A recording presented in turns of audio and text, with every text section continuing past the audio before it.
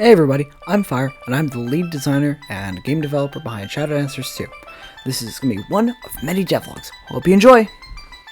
Shadow Dancers 2 is an open world RPG where you follow the story of 4 friends, Leon, Terry, Ken, and Hector, on their quest to save the forgotten land of Lazura. In this quest across the nation, they'll meet friend, foe, ally, and everything in between.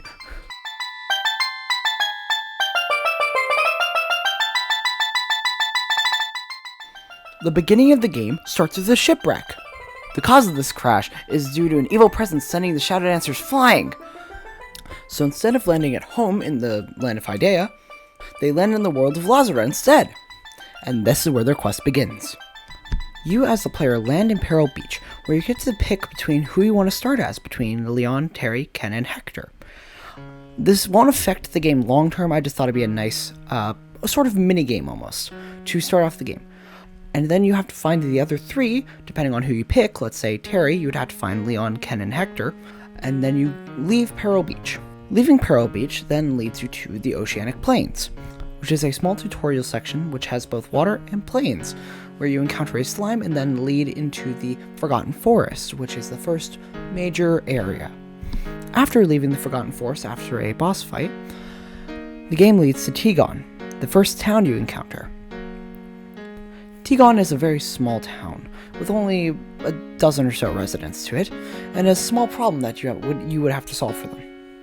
The main plot of the game revolves around taking down 4 beasts which correspond to each element, being water, fire, earth, and air.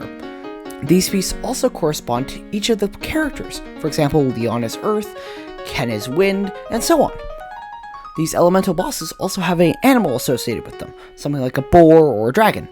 After defeating these beasts, the next one would get stronger and stronger as you continue. And after defeating all of them, you would find the person behind the initial shipwreck. So all the stuff that was just shown was the week 1 dev cycle, in which I had 3 days to complete a demo of my game for Lunar 54. Now the next week, I decided to refine some elements and add new areas. Some of these areas include the Autumn Path, the Passage, and the Zura Forest. And that's only just a little bit of what I did during week 2. For week 2, I finally personalized the characters and their stats, so they're no longer all at 450 HP, instead having a wide variety, such as Leon being more bulky, Ken being fast, so on and so forth. So for week 4, I made Lazura Castle, a giant castle that has 5 main areas: the main hall, the kitchen, the armory, the prison, and the knight's quarters. You can travel between these using the main hall. All 4 areas serve different uses. The armory allows you to buy weapons, the kitchen allows you to buy healing items, the knight's quarters lets you talk to the guards and learn information from them, and the prison is luckily empty.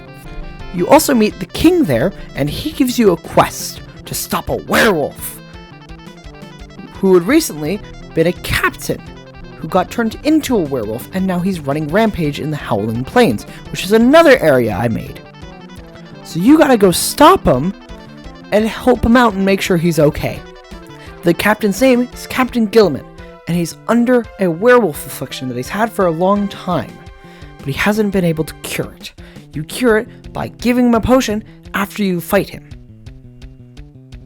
After exiting the Howling Plains, you end up in Arela. Arela is a slightly bigger village than Tigon, but it's similar in length you have to be there. You can also just walk right past it, but you should probably stock up there as well. In Arela, there is a quest to help the chief's sick wife by going to a local forest and finding a herbal medicine for her, but you can, sadly, ignore it. Not sure why you would want to, but you can, just so the player can do what the player wants to. Aside from that, you can explore Arela and just have fun, as that quest to help the chief's wife is optional. If you do accept the chief's quest, you head west to Tirano Forest, which is a maze-like forest that holds the Gilgus plant. The Gilgus plant is a medicinal herb that, while fights back, can heal most ailments. So, after defeating the Gilgus plant, you bring it back to the chief, and he is able to heal his wife. One thing I'd like to add is my own personal soundtrack. For the last month or so, I've been experimenting on how to make music, and I think it's going pretty well. Here's a small snippet of a song I've been making called Rising Dragon.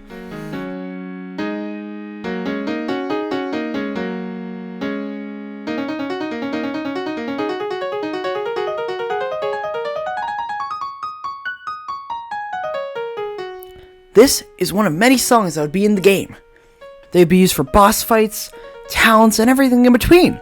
Anyways, that's all from me in this devlog. Thank you for watching. I've been Fire. I hope to see you again for the next devlog. See ya!